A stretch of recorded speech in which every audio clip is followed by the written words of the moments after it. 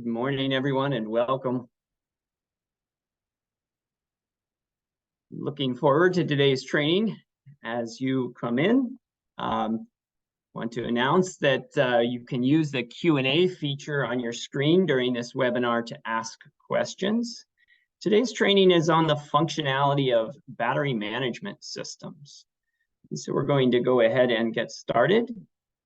Just highlight for you what's on the screen. I'm showing you our rendering of our energy storage system. And if you're interested in this system, feel free to ask questions towards the end of the talk. We have a 15-year warranty on these communicating batteries. And today you're going to be learning why that is the case. So today, again, this training is on why the battery management system matters and understanding the BMS functions of the PHI and AmpliPHI, as well as the simplified batteries. These are our typical different 48-volt options for batteries. We have some other batteries as well that I'll be talking about later in the slide deck. This is a NABCEP certified training. So if you're interested in getting those continuing education credits, please stay till the end, and I'll be sharing my email address at the end. You can email me and we'll generate your NABCEP certificate and email it to you. So welcome one more time. My name is Nathan Heston. I'm an energy solutions trainer here for Briggs Stratton. One of our themes is energy made simple. And again, we've got that 15-year warranty. I want to talk a little bit about the battery offerings coming from Briggs Stratton. So AmpliPHI Power has been a battery manufacturer out of Oxnard, California, that's been making LFP batteries since 2010. We have a long history with LFP batteries. I know that other companies are catching up, coming to that LFP side of things. It's the safest chemistry. I'll talk a little bit about the chemistry today. Briggs Stratton has been a long-time American name brand, 115-year-old legacy, well known for their energy systems in terms of generators and backup power, engines, air compressors, American manufacturing, etc. Briggs Stratton acquired AmpliPHI Power 2 years ago and is able to really put together a complete energy package. We are one of 2 companies in the United States that manufactures both generators and batteries. And we have a complete vertically integrated lineup. So you're dealing with one company. You don't have finger pointing when things go wrong. You've got that one tech support call, one warranty. And again, that 15-year warranty is there on our batteries. And this is a true solid 15-year warranty. It's an unlimited number of cycles on your 15-year warranty. So unlike other companies, we don't have a throughput limit. We don't say after 10 megawatt hours or 2 megawatt hours. It's simply a 15-year warranty with an unlimited number of cycles on our communicating batteries. I want to highlight that the market is growing. Right, and there are a lot of reasons that the market is growing, and we point these out often.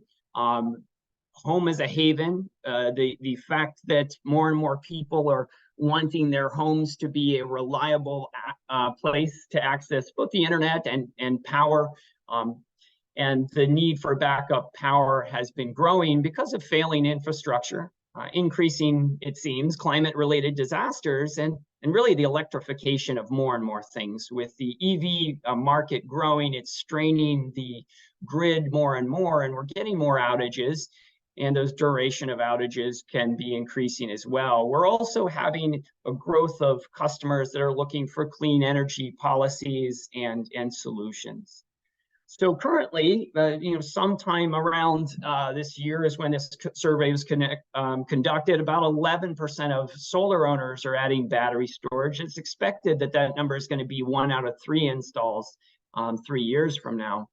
I actually suspect that it's going to be even higher than that due to the changes in regulations. California's change to NEM 3.0 has made feeding back into the grid and using the grid as your battery no longer a viable option in terms of payback rates. So the rates that you used to get to pay back, it used to be a 1-to-1. If you bought electricity for 25 cents, you sold it back for 25 cents. Well, now the buyback rate has changed to nearly 1 to 2 cents, sometimes even a fraction of a cent, depending on when you're selling it back. So Electricity is going to grow. It's a really good time to get into battery storage if you haven't already, and part of that is because of the technology. I'm going to talk to you a little bit about that technology here. Also want to point out here that AmpliPHI Power has been selling their batteries across the globe, and we're showing our retailers here selling our batteries around the world. We have a long history of doing that, over 300 megawatt hours in the field. And that allows us to have a very good grasp of problems that can come up in the field and really stand behind our batteries that we've improved year after year with better BMS systems, better cells, better design, etc. What can you do with batteries and why are customers buying them? Well, if you have battery storage and you're able to monitor your incoming power, you can eliminate peaks. There are often, this happens mostly in small businesses, but small businesses often get charged based on how much their peak demand is. So if they use over a certain number of kilowatts at a given instant in time, their rates can increase, etc. And so they can end up paying what are called demand charges. You can eliminate those if you have batteries. And so you basically use CTs to monitor how much electricity you're drawing from the grid, and you supply that extra electricity needed from your battery bank. There's also the ability to kind of avoid these high time of use rates. So at my home, my electricity rates are much more expensive in the evening time when more and more people are using it. And so what I can do is I can charge up my battery bank during the day when electricity is free, or just during the night when the electricity rates are really low. And then I can use that battery power to eliminate having to draw more power from the grid at the high rates. So that's time of use. And then, of course, if you have integrated solar like I do, you can save up that power during the daytime and utilize that for your appliances in the evening. So forgive me if you know this already, but I am going to start at the very basics just to make sure we're on the same page. We have a variety of people that attend these trainings, some with very little experience and some with more experience than myself.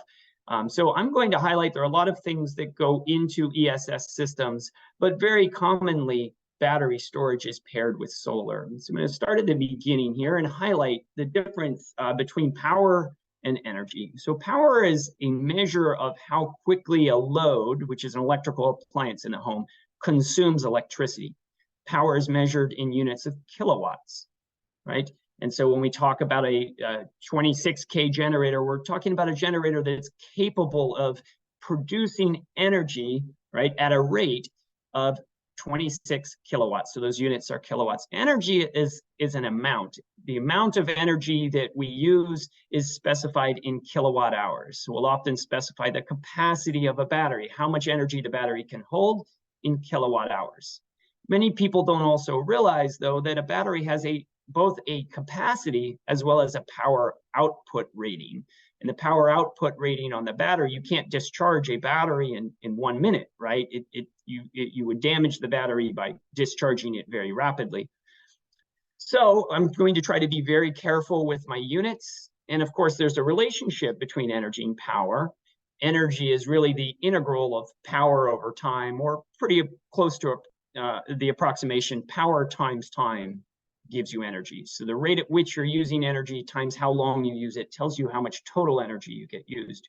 We often get billed, if I remove the peak demand charges, we get billed by the number of kilowatt hours we use in the course of a month. That's energy, how much energy we consumed. So again, going from the basics here, for solar energy starts with the production of sunlight in our star, which is the sun. And that's happening from a fusion reaction. Two hydrogen atoms or two hydrogen nuclei are fusing into helium. And the release from that reaction is sunlight. And that sunlight strikes the Earth at a rate which is about 10,000 times more than humanity consumes in terms of electricity. So there's a huge amount of energy striking the surface of the Earth. And by absorbing a small amount of that, we can supply demand. So there are variations in solar production.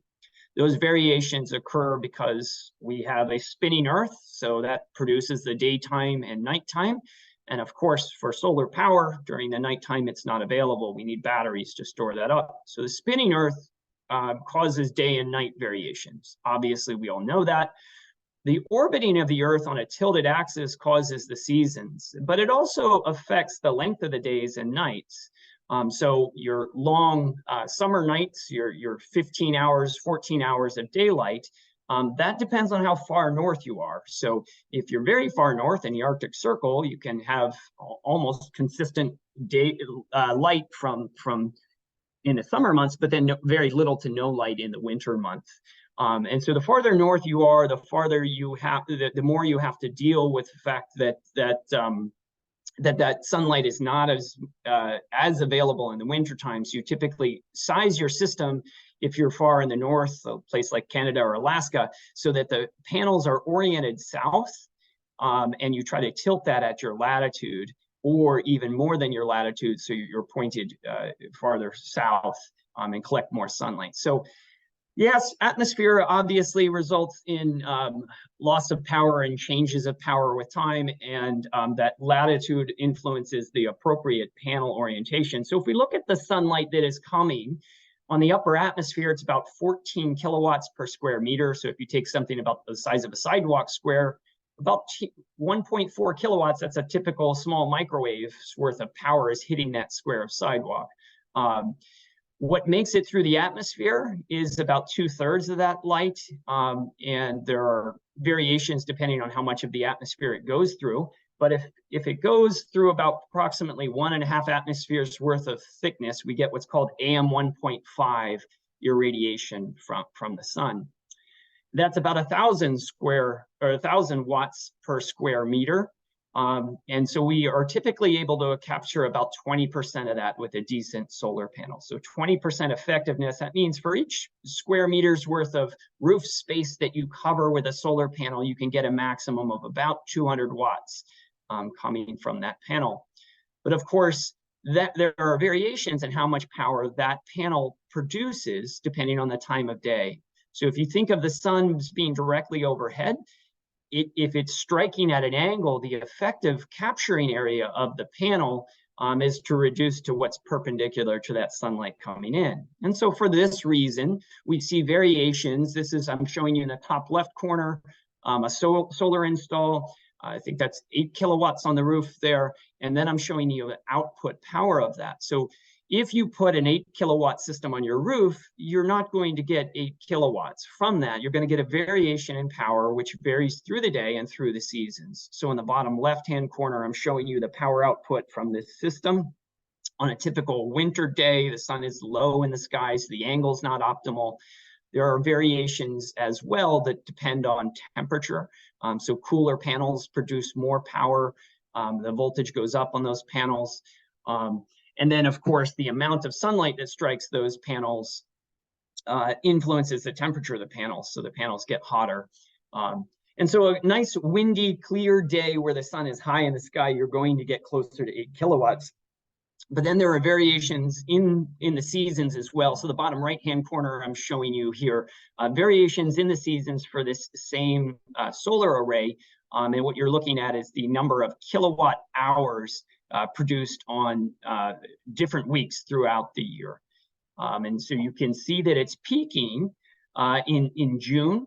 And this is a California install, but you can see as well that those peaks in June, you're getting about twice as much power as the winter peaks in December and January. And there are a couple of reasons for that. One is weather, but two is those much shorter days and the lower height of the sun in the sky.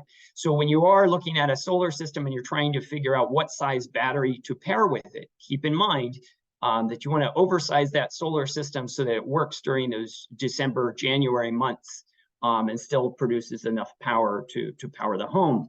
So these are basics. So what I'm showing you now here as well, I'm looking at power out of a typical system. And so the goal here is not to just produce enough power at a certain time of day. So red is showing the demand of the home there.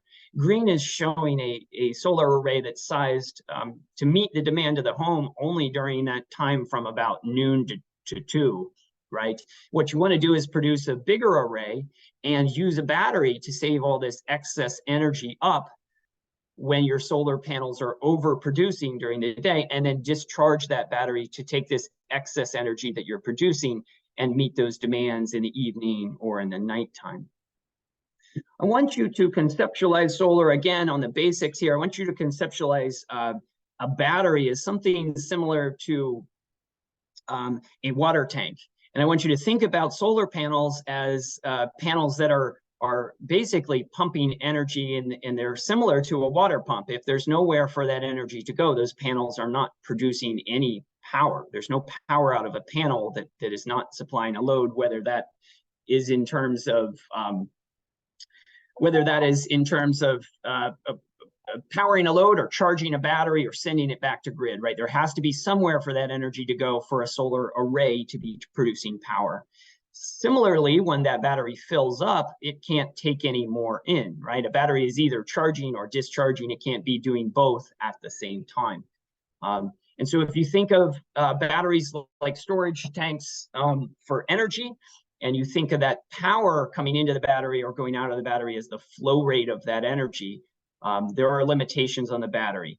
Similarly, you can't fill up a tank instantly, right? It takes time to send water through pipes. It takes time to send electricity through wires. You undersize those pipes, you undersize those wires, and you start to have problems.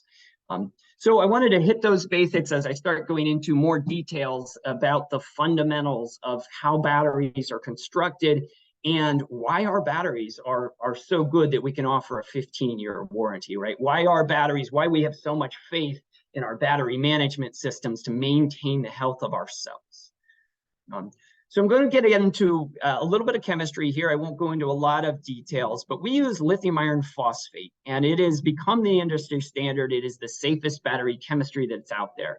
It does result in a slightly heavier battery by about 20% for the same amount of capacity, but it also results in a lot longer lived battery.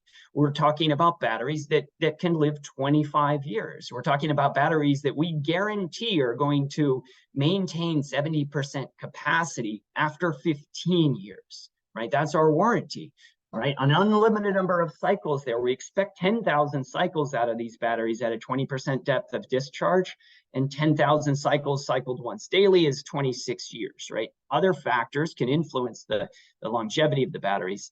But lithium iron phosphate is the safest chemistry and the longest lasting chemistry right now. There could be other technologies that come along in the future. But it's not just the chemistry that we use that makes our batteries so long-lived. It's not just the chemistry that we use that makes us confident that our batteries are going to be around 15 years from now, and that investment is going to be paying itself off for our customers. It's also the form factor. There are different ways to construct battery cells. You can construct battery cells. These are all lithium battery cells. But there are different types of chemistry. We're using LFP, and there are different types of battery cell construction. So the most durable cell that's out there is a cylindrical cell. It's hermetically sealed, meaning it doesn't let anything in or out. It doesn't let any gases out. It's sealed in a cylindrical container. And if you think about a cylinder for outward pressure, it's the safest if something were to happen inside that cell. Cylinders are the construction of choice to hold pressure in, right? There's a reason we hold our propane in cylindrical containers. There's a lot of tensile strength to metal. So it prevents bulging. It is hermetically sealed, which makes that battery last a lot longer. They do have a vent at the top in the case of damage, right? That it can do what's called off gas to release pressure so it wouldn't explode. And so this cell is the safest type of cell to use, and that is why we use it. It's the longest living. And so there's some reasons for why it's longest living. Now, pouch cells are, and I'm aware that there's increasing technology to make these pouch cells better and better. BYD has their blade pouch cell out, and other companies are improving pouch cells.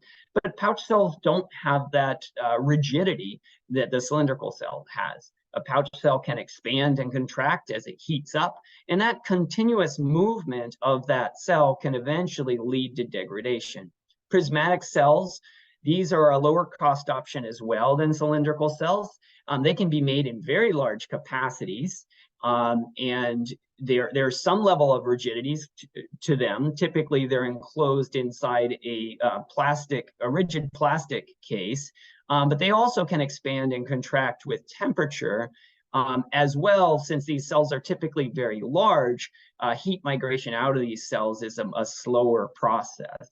And so we use cylindrical cells, lithium iron phosphate battery chemistry in the construction of our batteries. What's inside a battery cell, and there will be no test on this, you don't have to know exactly, but what's inside a battery cell is something called a jelly roll. And it's the same in prismatic cells and pouch cells, it's just folded differently. In a cylindrical cell, it's wrapped into a tight cylinder and then put inside a steel case and then injected with something called electrolyte. The cell itself is constructed on a thin aluminum foil. There's a deposition of a metal. In our case, that's iron phosphate. It doesn't contain cobalt, right? That's one of the nice things about lithium iron phosphate. It's easily recyclable because it doesn't contain that toxic cobalt. It doesn't contain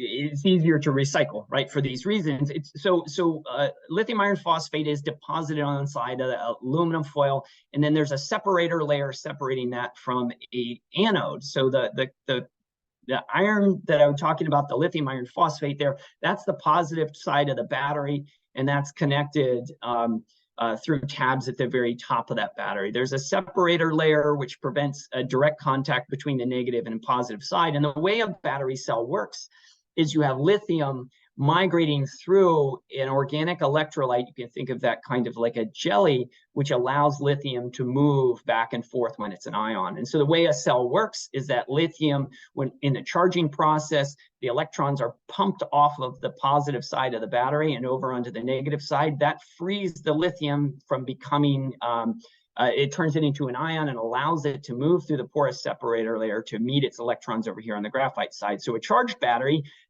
lithium is embedded in between the graphite layers.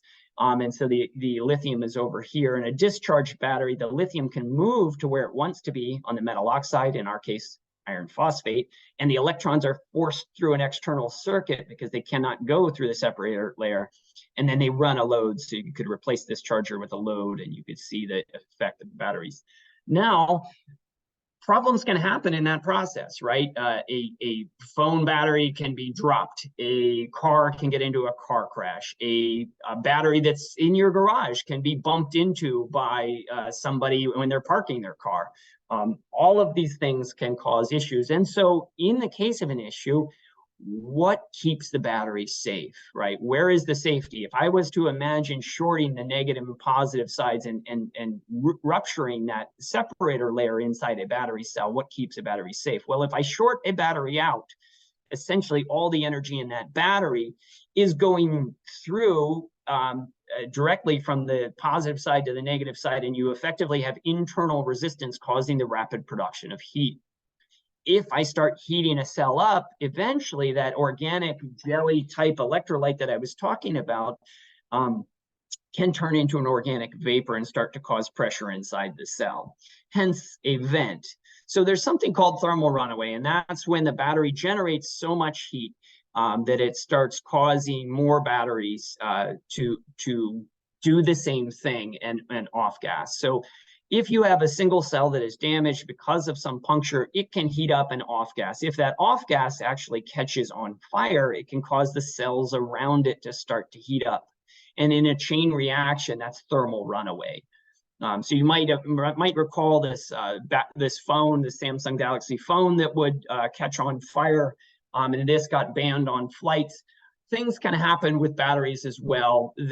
This is an example of the difference with what happens with LFP batteries versus NMC batteries. So the difference in chemistry results in a slightly different internal voltage difference between the cathode and anode. And in a cobalt-based battery, the rupture can be very severe, and it's a very rapid release of that heat. So both batteries will release heat. There's electrolyte in both batteries, a fairly similar electrolyte mixture in both batteries, but an NMC cell if you puncture it. So this is an independent YouTuber, Will Prowse, who's got a YouTube channel called Do It Yourself Solar. A lot of great information there. But what he did is he punctured a pouch cell that was NMC and a pouch cell that was LFP. And if you go on YouTube and you watch this, the NMC cell with a single puncture rapidly starts off-gassing and bursts into flames in a matter of seconds.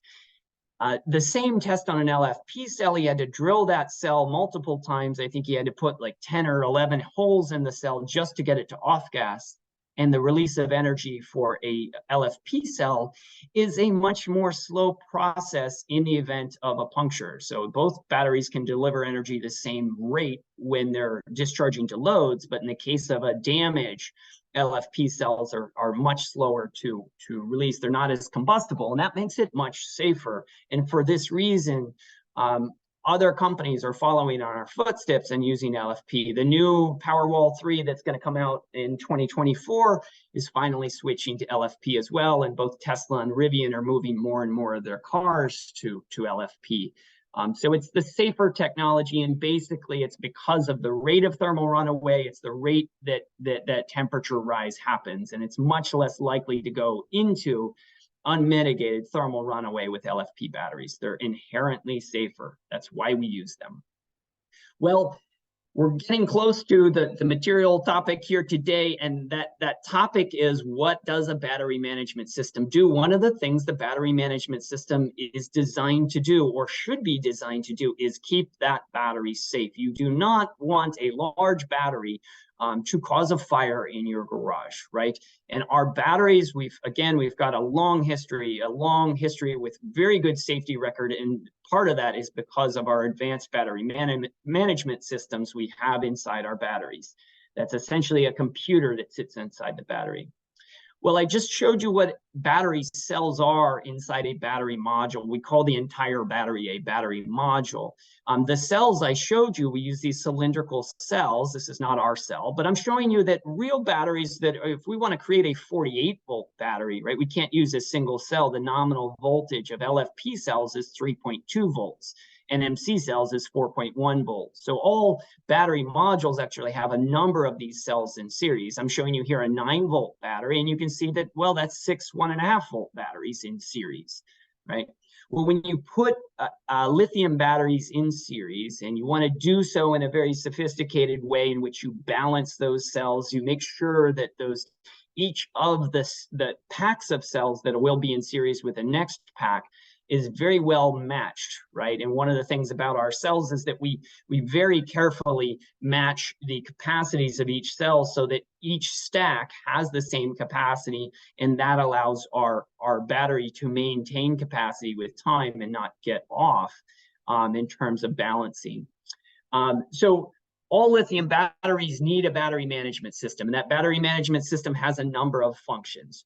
The battery that you see there on the right, the AmpliPHI battery, has several hundred LFP cells, premium LFP cells, that are arranged in series, and then those are in parallel, and those stacks are stacked in series to create the appropriate output voltage and capacity that we want for our battery. We incorporate a proprietary high-performance battery management system. I'll be talking about that BMS today. And we have integrated into every one of our batteries an integrated breaker so that each battery is protected from short circuiting and from overcurrent. It's protected with a breaker and a contactor inside.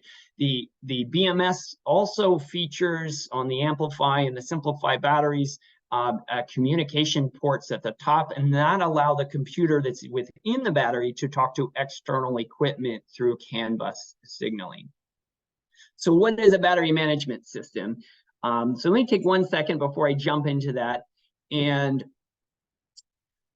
answer questions. So I can see that in the Q&A, Eric has asked, are internal thermal measurements sufficiently representative of cell conditions to allow the BMS to function as a first responder to potential cell failures that could lead to thermal runaway? The BMS shuts off current flow to and from the battery and could alert the household, ideally an alarm, about a potential hazard, hopefully with time to respond before anything gets out of hand. That's a great question, Eric, and partially answer it.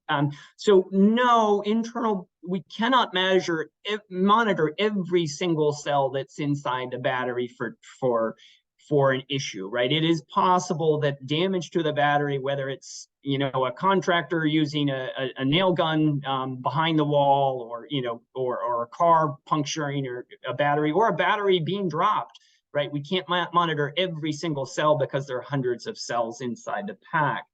But the temperature monitors inside these batteries are in many different places, and we can see high temperatures.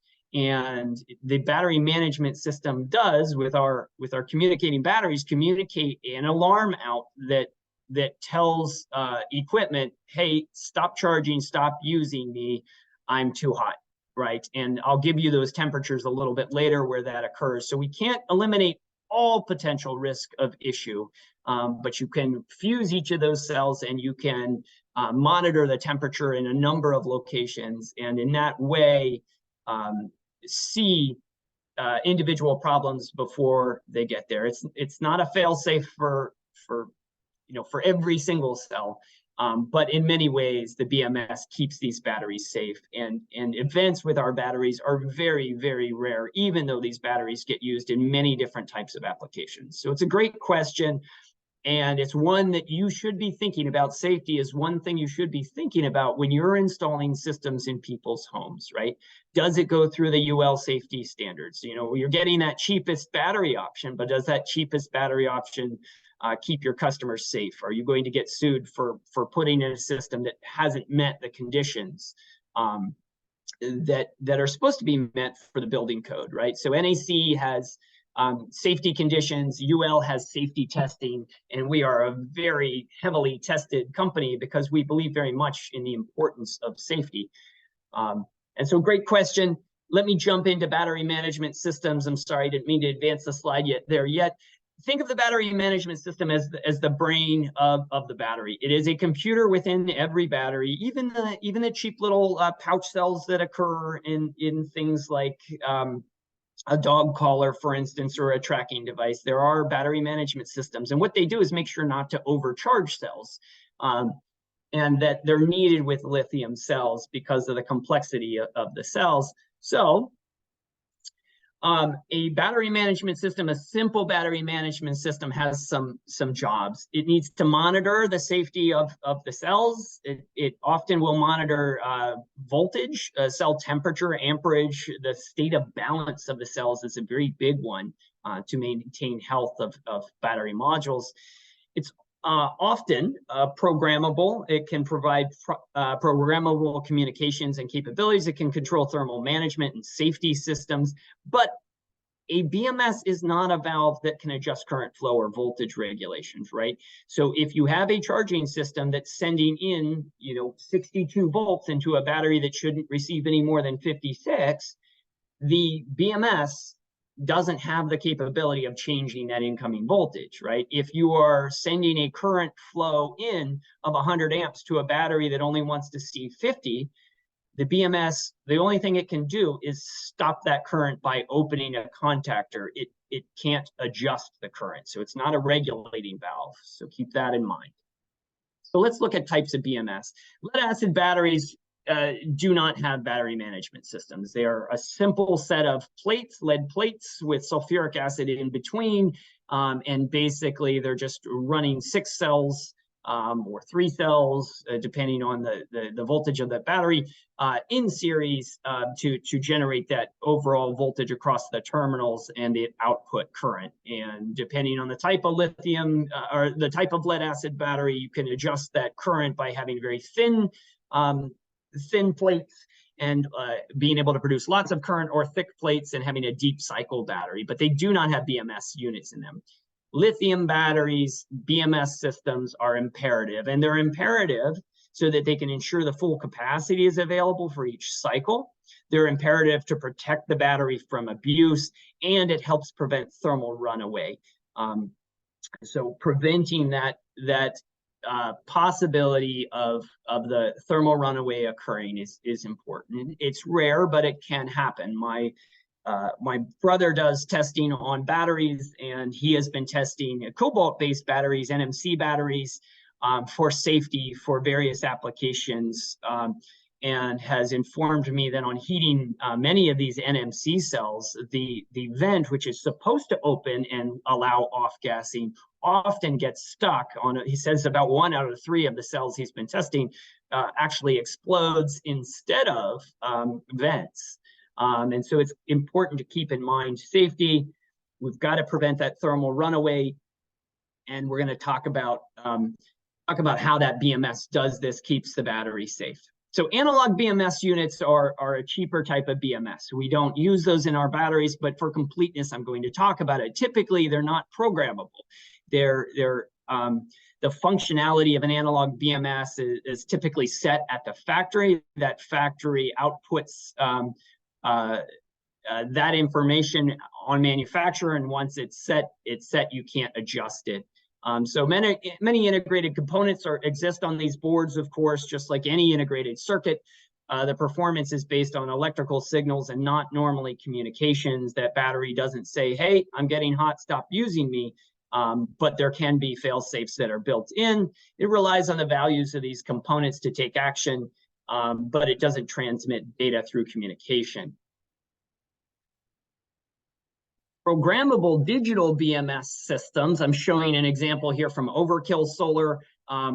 They are designed to be adjustable. They are designed so that you can change them, monitor them, communicate with them. And so what I'm showing here with this example for Overkill Solar, it's got all these wires down here at the bottom. I think you should be able to see my mouse. These wires at the bottom are balancing wires, and so those allow that battery to make sure that those parallel stacks, which are arranged in series, each are charged to the same level, right? They all maintain the same state of charge.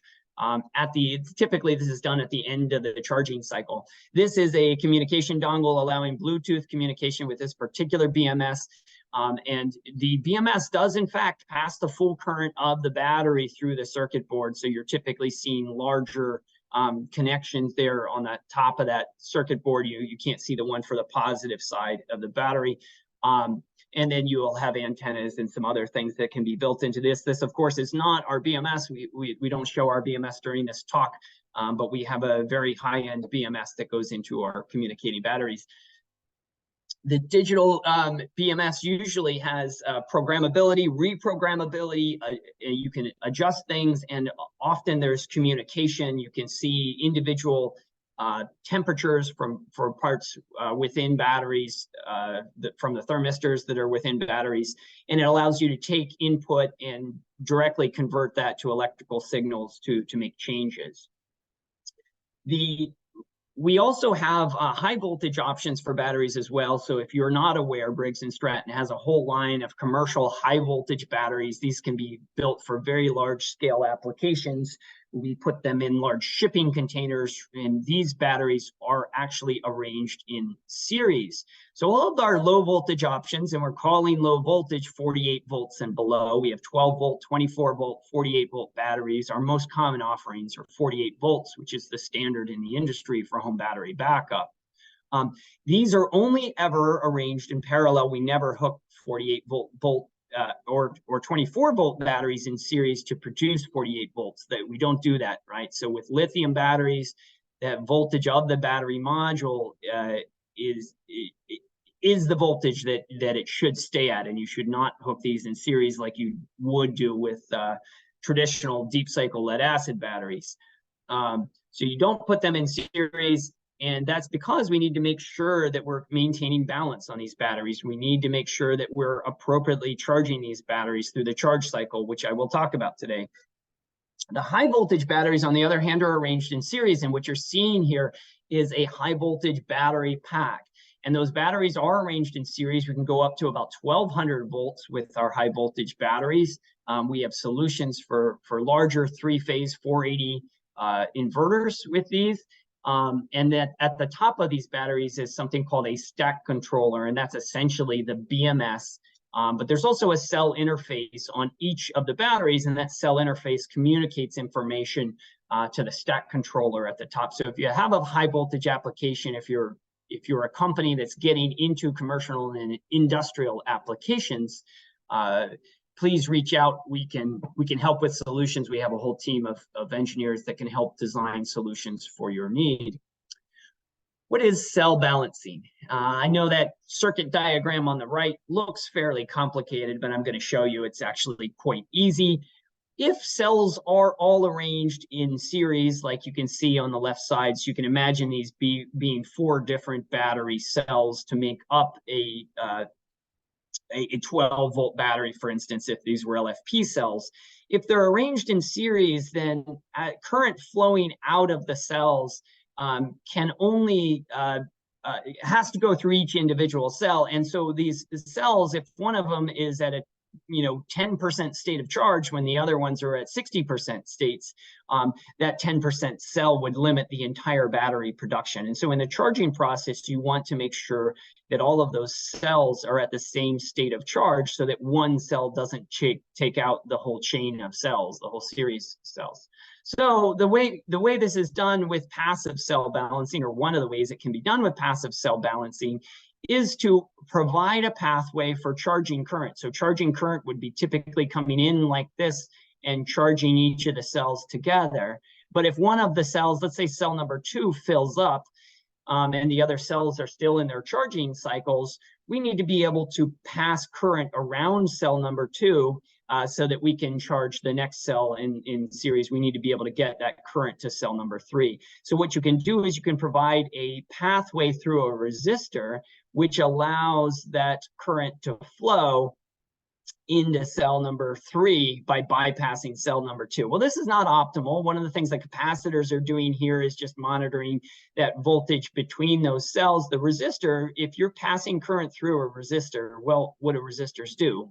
They turn electrical current into heat, right? And so you're wasting some energy when you pass current around cell number 2 in order to keep charging cell number 3 and cell number 4.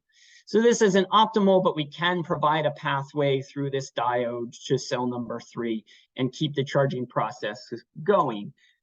So you end up with a small dissipation of heat when you're doing this. It's not optimal. So another way we could do cell balancing in the charging process is what we could do is, instead of passing current through a resistive circuit, if we're charging cell number 1 and it fills up before cell number 2, we can use what are called charge shuttles, basically just switches that move back and forth together.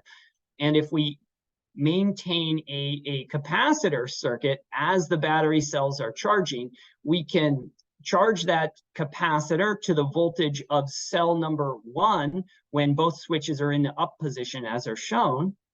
And then when those switches switch in unison down to the bottom position, that capacitor can discharge across cell number 2 and charge cell number 2 up to the same voltage that cell number 1 was charged to. And so by doing it with charge shuttling like this, we can eliminate that production of heat and do cell balancing. This is active cell balancing. We can do this in a very efficient way without generating lots of waste energy in the form of heat. It helps maintain a colder battery temperature overall inside, and it results in a faster charging with less waste, of course.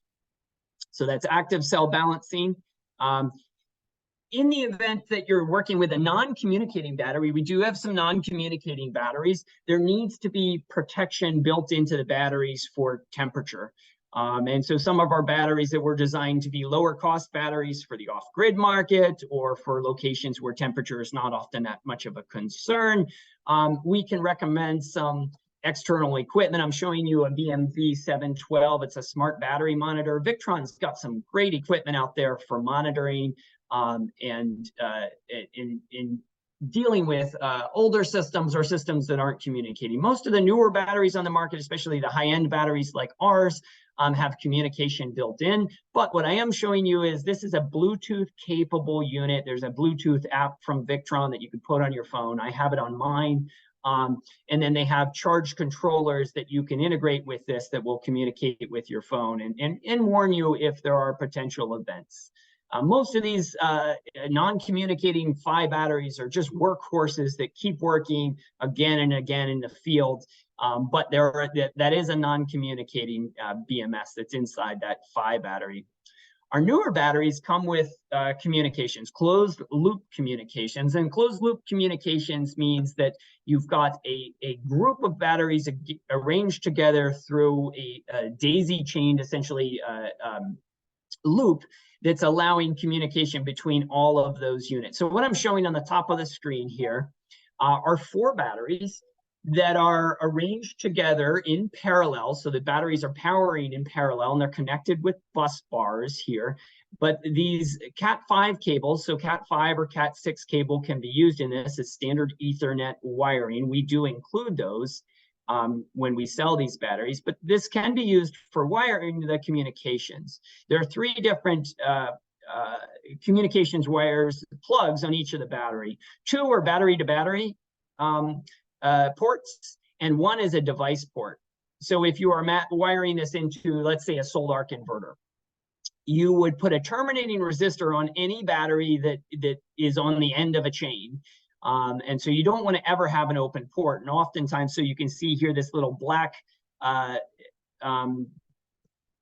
insert that goes into that RJ45 connection. That's called a terminating resistor. I believe it's a 120 ohm resistor. And it just tells the chain of batteries, hey, I'm the end of the chain. I'm the last one. You don't want to lose that, because if you lose that, communications won't work properly. It does come in the bag, in the box with the Ethernet cable. So don't throw that out. Even if you're using your own Ethernet cables or making your own cables, don't throw out the terminating resistor. So any last battery in a chain, you want to have a terminating plug in there. And then you can take the communications out of the device port of the battery and run that into the inverter. If you're using our ESS system with our inverter, we actually have one of the connections will come out of the battery port and go into our gateway, and that gateway will show you information about the battery, and it aggregates information. And so those wiring are in our manuals, but please do not lose the terminating resistor. We'll have to overnight you one, and it'll slow you down and will prevent you from commissioning on that day. So make sure to keep that and install that with your system. Closed loop communications allow the BMS to communicate with external equipment and to request that equipment to change its operation. So you can program it. The BMS can essentially tell the inverter, hey, charge me a little faster. I'm fine. You know, I can handle it. Or, hey, I'm getting too hot. Slow down your charging rate. Or, hey, the environment is getting really cold. Let's deal with this temperature by slowly ramping up my charge rate. And so all of this is communicated through those communications ports, and that's why it's so important that we get those right. Of course, when you do your commissioning, you'll know that it's right because the software will tell you, hey, I can see these 4 batteries in the bank.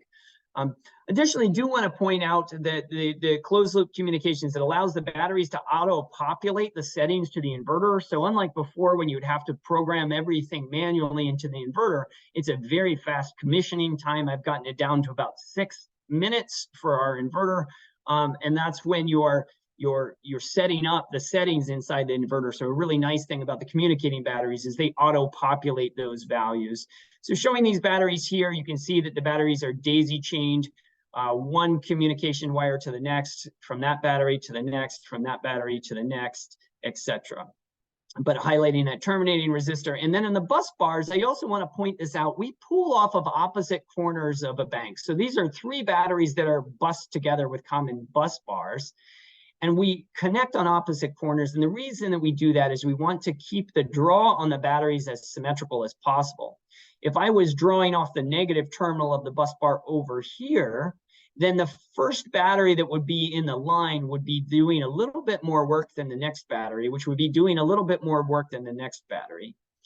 Whenever we're talking about large currents, and these batteries are capable of surging at 100 amps, when we're talking about large currents, there's always small voltage drops along even large conductors like a bus bar. For this reason, we do not daisy chain these with battery cables. we recommend bus bars instead. And if you are connecting with cables, we recommend using cables of equal length to a combiner. So here's an example of a combiner with 4 posts for bringing in different batteries directly from their terminals. If you do that, use battery cables of equal length. So the closest battery, even though it's closer, would have the same length cables as the farthest battery away. Okay, let's have another look. Here's an example of that high voltage and external BMS. The SampliPHI Power high voltage product can range all the way from 200 volts up to 1180 volts DC nominal. This is a very high voltage for a DC system, but these can be arranged in whatever voltage fits your application. So for instance, if you're installing one of the new 3-phase SolArc 30 or SolArc 60K units, we can produce that. I believe they'll take up to 500 volts of input from a high voltage stack. We have solutions for those. So if you're interested in 480 volt 3-phase service, let us know and I'll connect you with the experts in our high voltage team. Let's talk a little bit about battery C rate. So at the beginning of this talk, when I was talking about basics, I was talking about the fact that a battery not only has a storage capacity, an amount of energy it'll hold, it also has a power limitation, right? How quickly it can output that energy consistently, continuously, right, without damaging the cells or without damaging the internal components like the wiring and the BMS. So if you think of a battery kind of like a storage tank, right, in the same way that if you were piping energy in, piping electricity in to store up that energy, right, the pipe and the plumbing limits how fast you can send that energy in. The wires and the electrical construction limits how fast you can send energy into a battery and how fast you can send it out. We use a term in the industry called C rate. And you may already be familiar with a C rate, but an easy way to explain a C rate of 1 C means you could charge or discharge a battery by its capacity, its full capacity in 1 hour. So that current rate, it can either be specified in amps or it can just be specified in C rate. A 2C rating would mean that you can actually charge or discharge the battery twice in an hour at 30 minutes, right? A C/2 rating means the battery should not be charged or discharged faster than a 2-hour cycle from 100% to 0 or 0 to 100. Of course, if you start with your battery at a 50% state of charge with a C/2 rating, it would only take an hour to complete that charge cycle. So the C rating tells you how quickly you can take energy out of a battery. The industry standard somewhere around C/3, so a 3-hour cycle, although with more advanced equipment, cooling equipment built in, you can go faster. Our batteries are rated at C/2, so we can charge or discharge those batteries fully in 2 hours. And that's fast enough for most customer applications, right? You're typically looking at anywhere between a 6 and a 14-hour window of solar availability. And so our batteries can charge and discharge multiple times during that window. Most customers want their battery to last a long time, not to necessarily charge or discharge very rapidly. If you're looking at a different battery type, like something for a drone, you might only want it to last 5 minutes, and you might be looking at a 10C battery with, and you would design that battery very differently from a home battery backup. So the energy capacity of a battery, just to get the terms down, if you're a beginner at this, energy capacity is how much energy that battery can hold. We typically specify this in kilowatt hours. The battery in the top left here is a 3.8 kilowatt hour battery. It means it holds enough energy if it was discharging at 1,000 watts to run for 3.8 hours. This one's a 1.4 kilowatt 12-volt battery for us. This is another 48-volt battery that's 4.98 kilowatt hours, so essentially provides 1,000 watts for 5 hours. And this is another one of our even smaller capacity battery offerings. I think that's 730 watt hours for that. So energy capacity, how much energy it'll hold. Current capacity is the amount of charge that a battery can deliver. Now, this actually varies based on your set points of the battery. And it also varies based on temperature. So the voltage of a battery does depend a bit on temperature. And so typically when the standard was all 12 volt, everybody just used, oh, it's a 100 amp hour battery. Well, that was the assumption that the voltage of the battery was 12 volts. And so this is really a current capacity, but if you multiply it by 12 volts, you would have an energy capacity. Well, it's no longer the standard to just specify the number of amp hours a battery can deliver. We now specify how much energy the battery holds, because that's really what we care about. Nominal voltage, nominal means nameplate voltage. Nominal voltage of most batteries in the industry is now, like I said, going to 48 volts for home battery backup.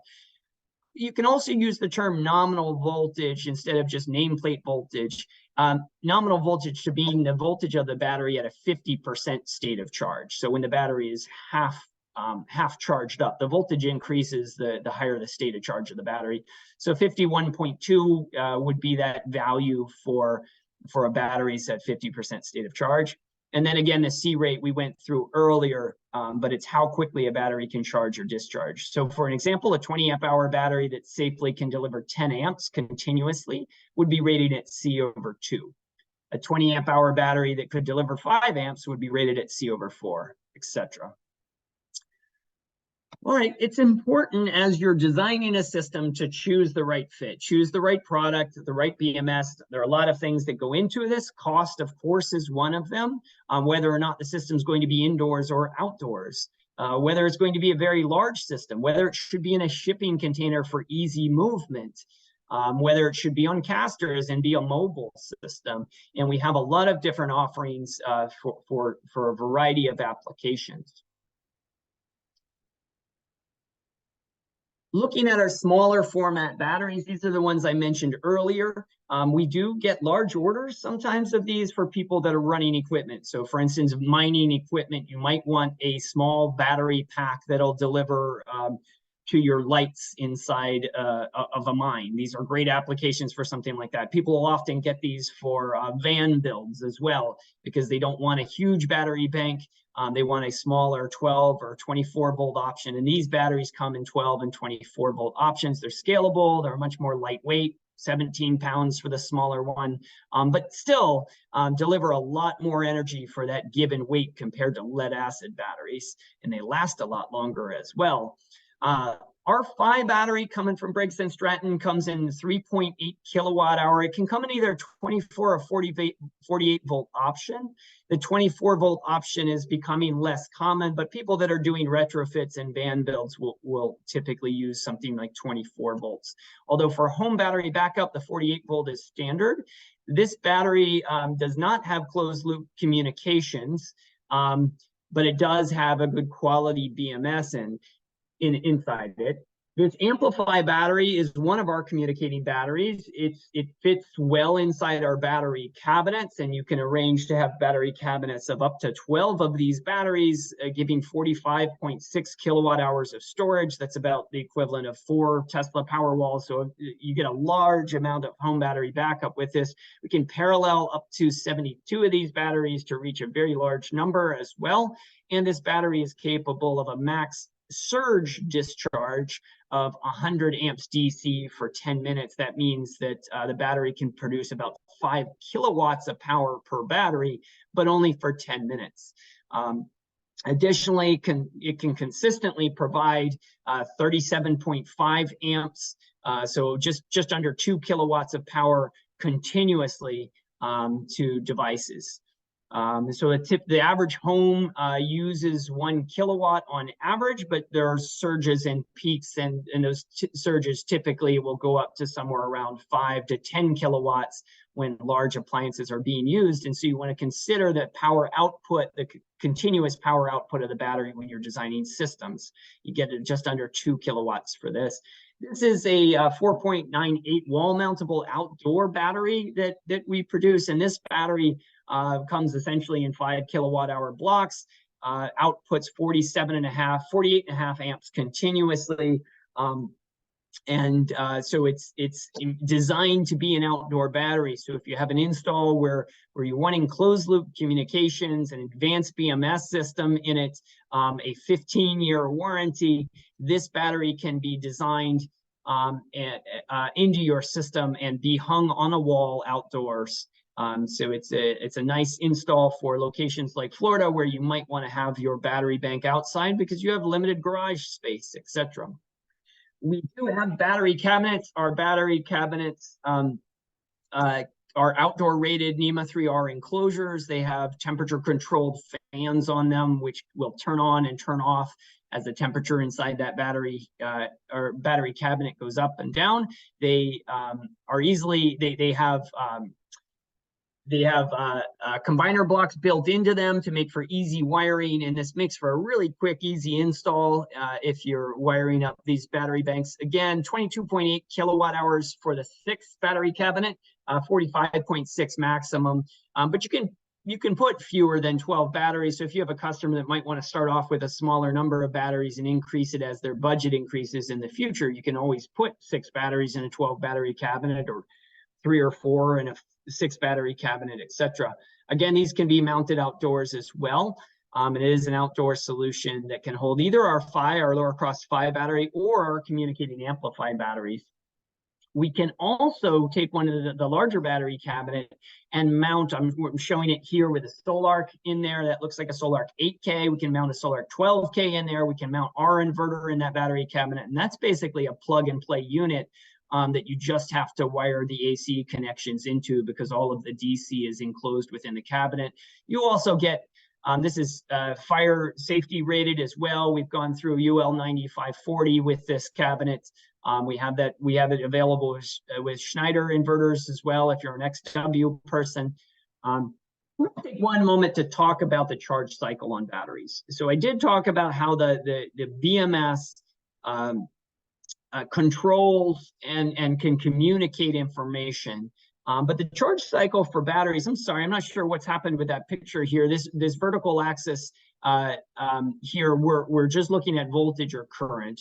And so when a battery starts a charge cycle, there typically are 3 phases to that cycle. For the most part, those first two phases are always used. So the charge cycle of a lithium battery starts out with bulk, and a bulk cycle is run at a constant current. And so you see the current line over time is just flat during the bulk portion of the charge cycle.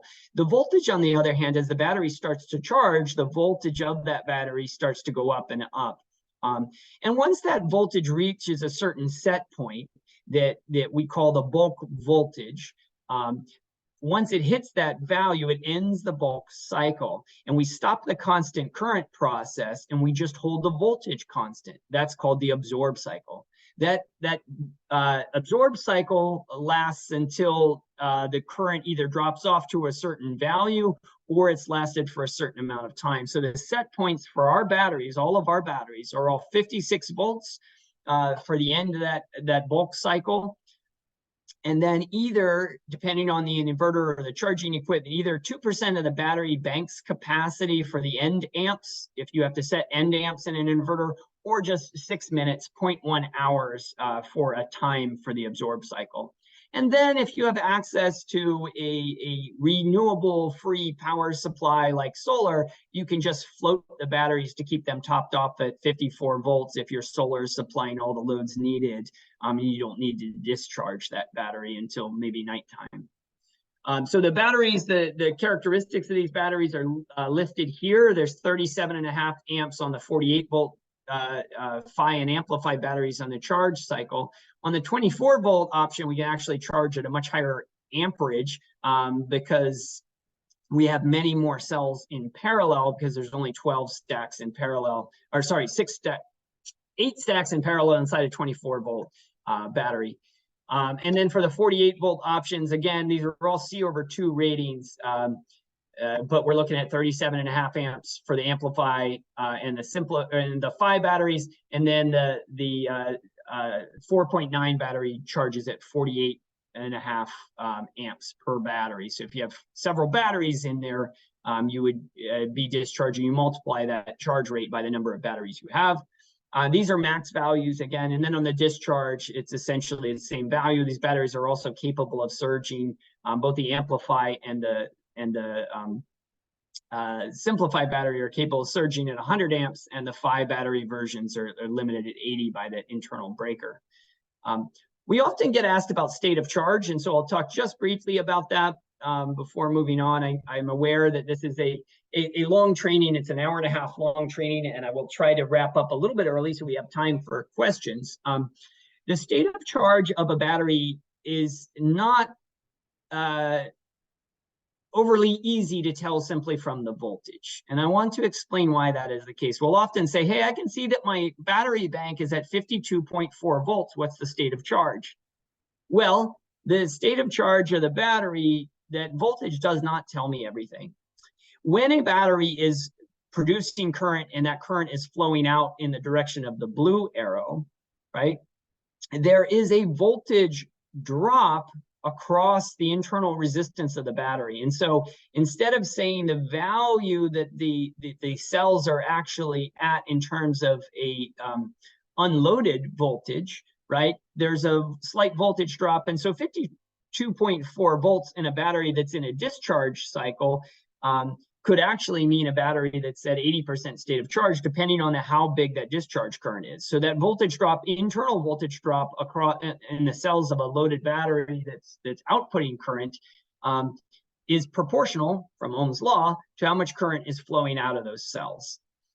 Similarly, if the battery is in a charge cycle, the current's running the other direction. So there's actually a voltage increase across the internal resistance of the battery cell. And 52.4 volts for a charging battery could be a battery that's only at a 10% state of charge.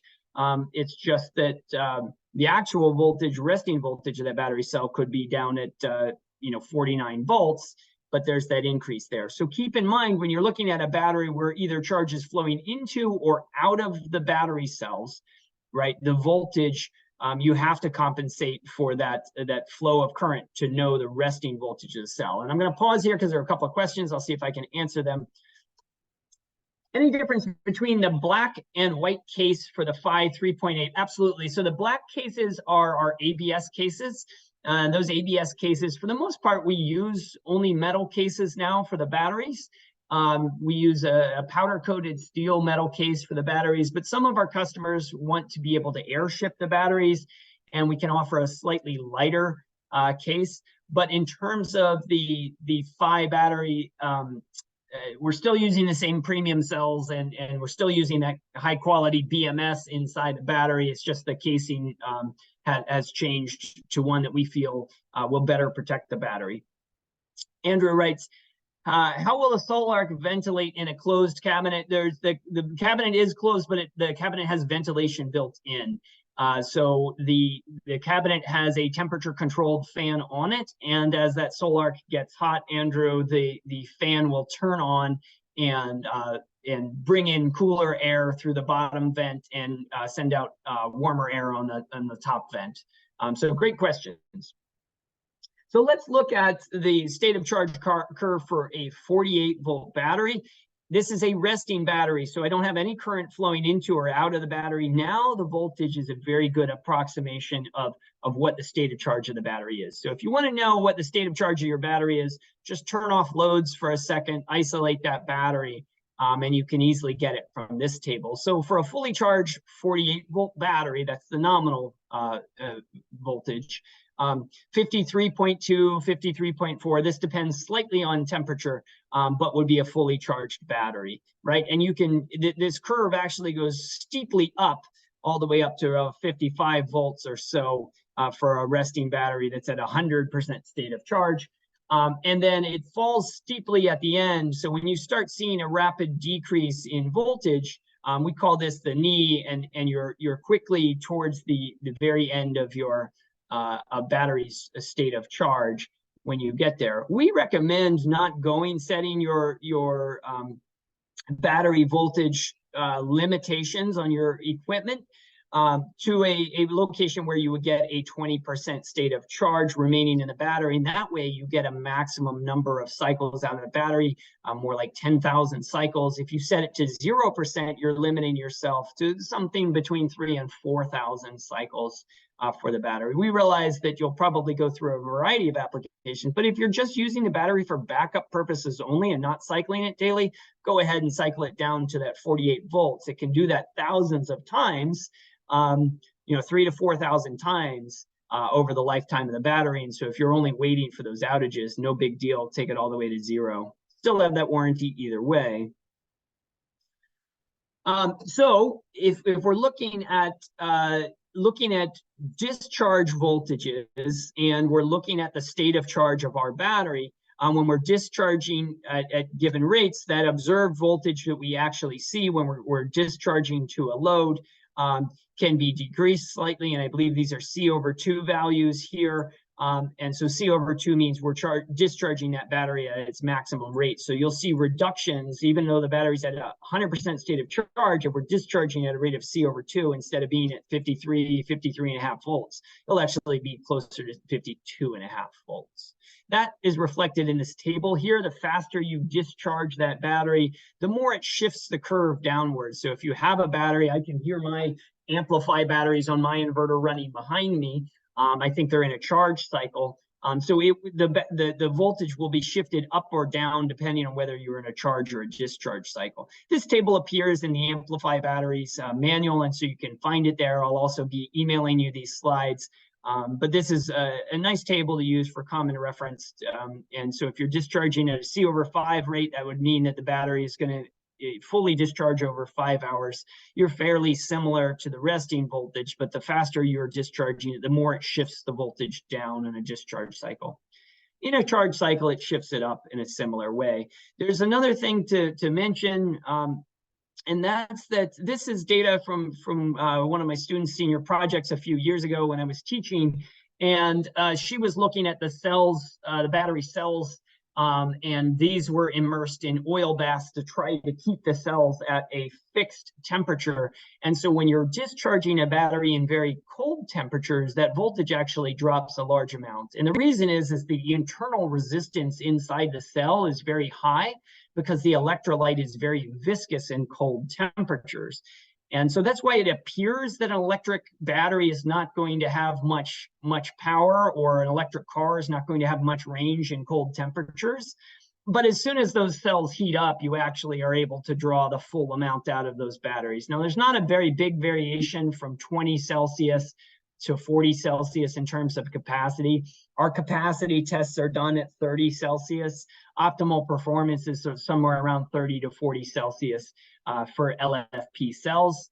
I'm going to get into our temperature ranges. So first, it is important. Now, this is definitely a very northern installation. Why do I know that? So going back to the basics at the beginning of the talk, why would I suspect this is a very northern install? Well, those panels are facing oriented at a very steep angle above horizontal, and you would do that if the sun is far in the south. And so that would be a very northern latitude to do that. And so in cold environments, you want to keep the batteries warm. You want to keep the batteries from going to very cold temperatures because that electrolyte gets very viscous. So there are different ways you can do that. You also should protect from humidity best as possible. You definitely don't want to have condensation dripping onto your batteries, especially the indoor batteries, in places where there's lots of salt in the air. I live about 2 miles from the ocean here on the Pacific coast, and there's a lot of salt in the air when you're in locations like mine, which causes paint on cars to peel, etc. I've learned that the hard way. So when there is condensation at nighttime, that condensation can include salt water. So you want to make sure to keep your batteries in a location where they stay dry. You want them under a roof. You don't want them in that salt. So in cold temperatures, we do actually have some solutions. Now, this is an older model of our heating pad, but if you have a battery that's going to be located in a cold environment, we can actually integrate these heating pads into the battery management system computer inside the battery module, and it'll turn the heating pad on when the battery internal temperature drops too low. And that allows us to heat these batteries so that we can charge them in cold temperatures. Another thing you can do, of course, is insulate battery cabinets. And this often gets done in the north. But I want to highlight some other things. So the range of charge and discharge, I'm sorry, a couple of those images, or one of those images didn't show up there for the smaller 1.4 a kilowatt hour battery.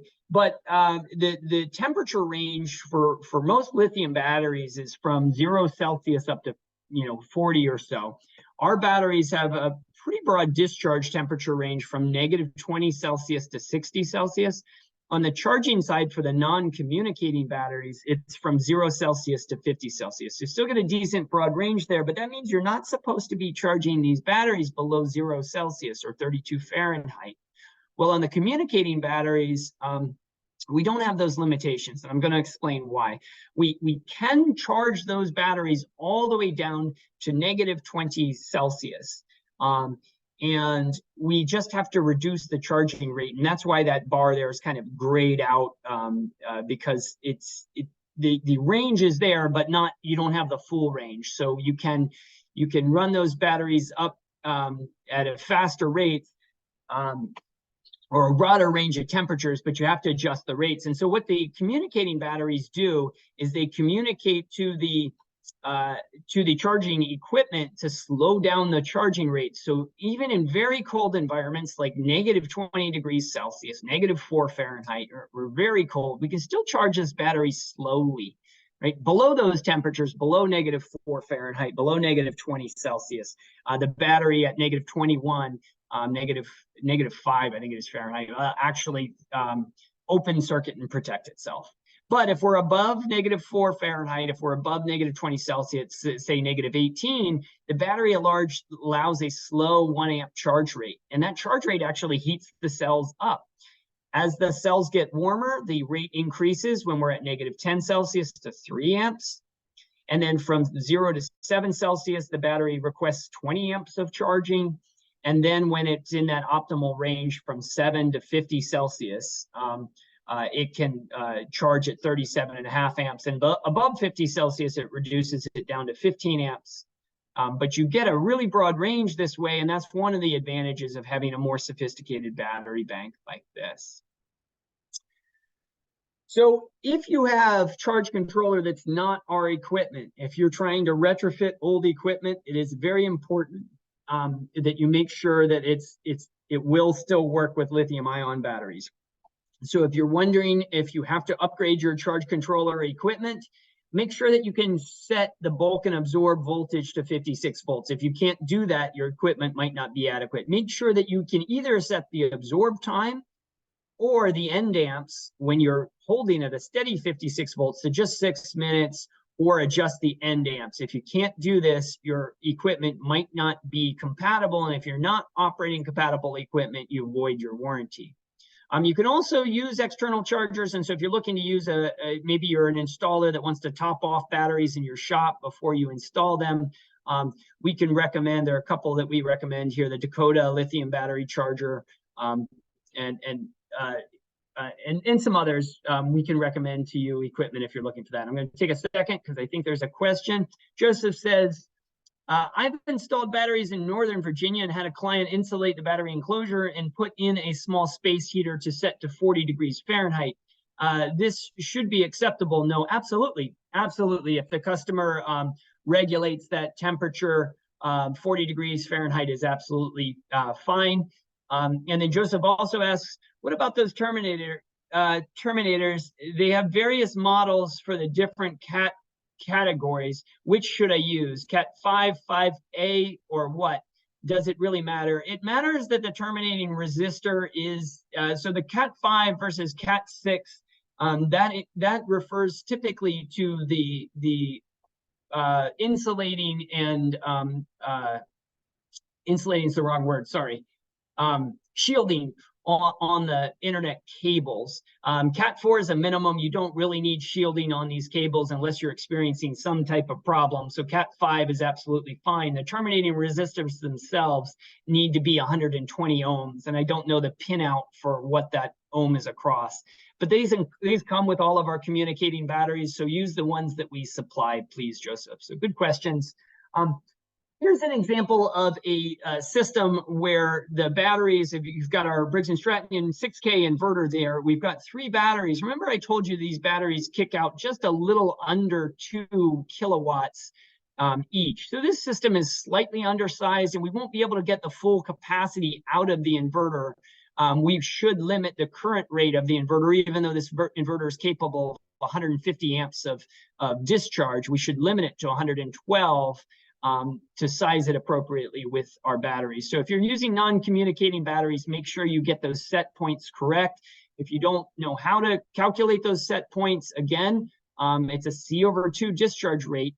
And so that means 37.5 amps per battery. So if you've got 3 batteries in parallel, it give you 112.5. So showing this as an example, nice clean looking install there. Do not just rely on breakers. DC breakers themselves have what's called a trip curve, and a 60 amp breaker doesn't necessarily trip at 60 amps. And in fact, this trip curve shows that this 60 amp breaker, when you hit 60 amps, takes over a second to trip.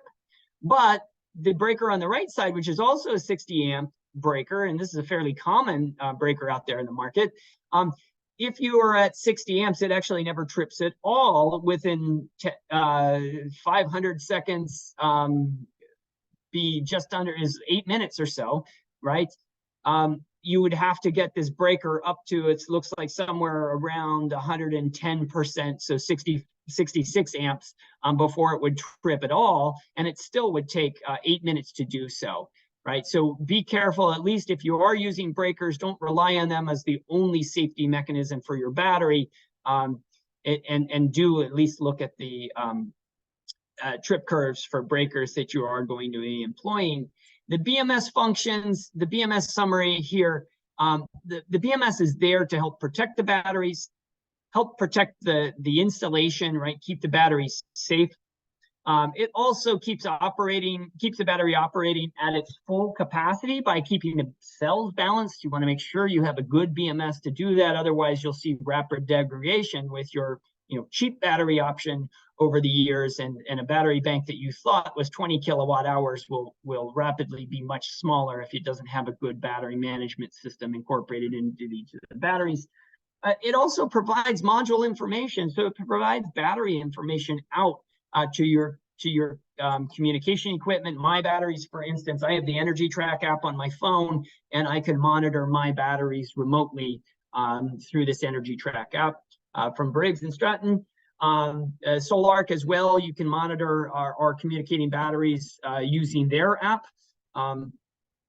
And so you want to make sure that you get a battery that does what your customers are looking for. And many customers now are wanting to remotely monitor and communicate and program their equipment. You got a storm coming up, you can adjust with communicating batteries, you can adjust the reserve level of the batteries, etc. And you want to make sure that proper sizing is done for your system, so you're not overtaxing your battery or undertaxing it and not getting the value out of your battery bank that your customer is looking for. Here's just a couple of nice looking Briggs & Stratton installs with the SampliPHI batteries.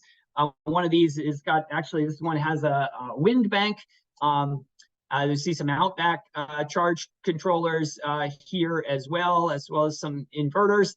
On the right side, you're seeing 3 Boss 12 cabinets. I think this is at a library in New York City. We're one of only 4 battery companies in the country that are approved by the Fire Department of New York to install within the boroughs, and we can install inside the high rises. We have solutions for that if you're installing there. So I thank you for your time. I'm happy to answer questions now. I do just want to mention, if you're not an approved elite installer with us and you're an installer, take a look at our map and get on there. So my email, I don't see it on here right now. I'm sorry about that. It's training. I'm going to put it in the chat as a response to a question. Is training@ampliphipower.com. So training@ampliphipower.com. An attendee asks, how about smaller home installations? I don't have a lot of pictures of them here, but we do have some pictures on our website. And if you'd like pictures of smaller home installs, send an email to us and connect with training@ampliphipower.com. Again, if you're here for the NABCEP certificates, please do email me, training@ampliphipower.com. Let me know how your name should appear on the certificate. So going into the Q&A, Alex says, you mentioned setting charge rate to C/2, but SampliPHIs want C/3.7.5. for continuous charge rate, which increases battery life. No, that's not actually true, Alexander. It's C/2 is 37.5 amps. So I'm not sure if that's where the confusion is coming from. So those batteries are 3.8 kilowatt hour batteries with 75 amp hours of charge, and we want you to charge them at 37.5 amps. That's half of 37 or half of 75, right? So half of 75 means 2-hour charge rate, which would be C/2. So good question. If there are any more questions, feel free to put them in the chat. Alexander says, not 20 amps, ? No, it's possible that some of our older models, we recommended 20 amps, but for the 48 volt options, all of our batteries, we're recommending 37.5 amps, and that's a maximum. You can, of course, a battery is a lot like a car. You know, the faster you drive it, the harder you beat it, the harder it is on the battery. If you're limiting your batteries to 20 amps, they'll last longer. They'll be even more protected.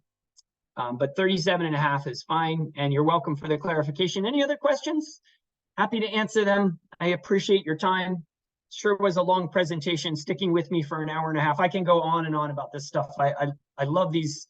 I love the batteries, and I love the solar stuff. The advancements in technology have been amazing over the past 10 years, 20 years since I've been in the industry.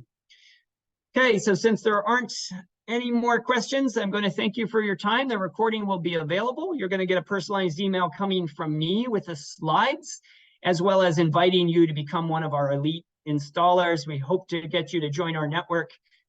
Thank you for your time. Is there too little of an amp rate, Gail asks?